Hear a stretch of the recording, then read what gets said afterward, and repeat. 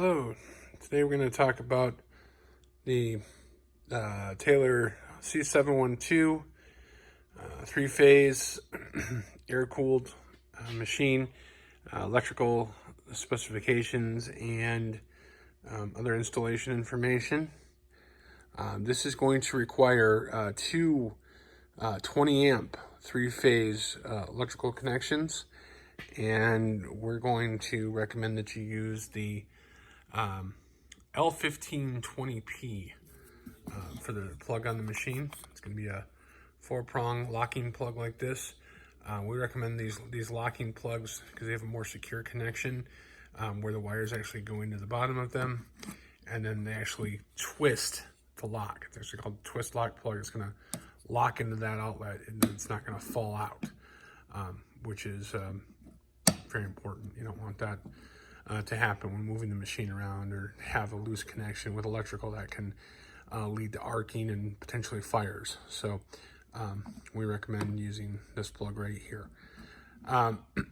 You can find these in different versions, but basically this code here is it's a national code called a NEMA, N-E-M-A code. So L1520P is the plug on the machine.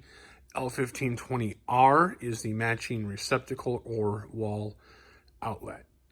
So that's what we'll recommend that you have installed by a technician if not already there. So and then as far as what these are running on circuit wise, you can see here on the data plate on the machine, the total amps is 14 on the right side, and on the left side here, total amps 16. So those 20 amp plugs will work just fine, and then just have those hooked up on each individual 20 amp breaker. Now when it comes to supplying power to the machine, it needs to be between 208 and 230 volts. Under or over, you're going to potentially run into issues, and the machine may not behave the way that it's designed to. So it's very important that you are between 208 volts and 230 volts on each of those outlets, measured at the wall. Just know that things can fluctuate sometimes. So anything that you might have running in that area, make sure that that's all running, and that you're checking those outlets and make sure that you're getting a consistent 208 to 230 volts supplied to the machine. And when wiring to the machine, one thing to keep in mind is if you have what's called a delta transformer supplying power, which means you'd have what's called a wild leg or high leg or stinger leg. All those terms are used.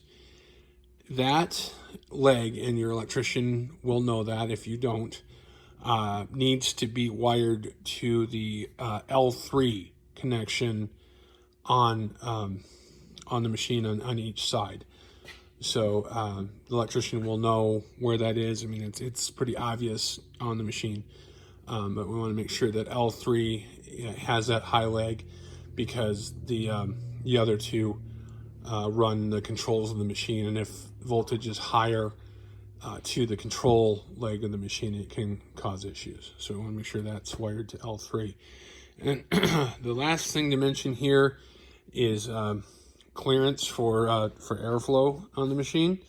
You're removing heat, and that heat needs somewhere to go.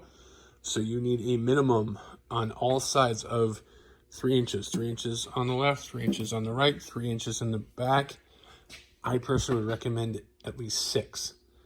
But 3 inches is the absolute minimum. If you can have more than that, great. Because that heat needs somewhere to go. And if that machine is boxed in and that heat doesn't have anywhere to go, it's going to shorten the lifespan of the machine. So the more airflow, the better. And that should cover it. So That the details on the electrical specs and other installation information for the Taylor C712 3-phase air-cooled. Thank you.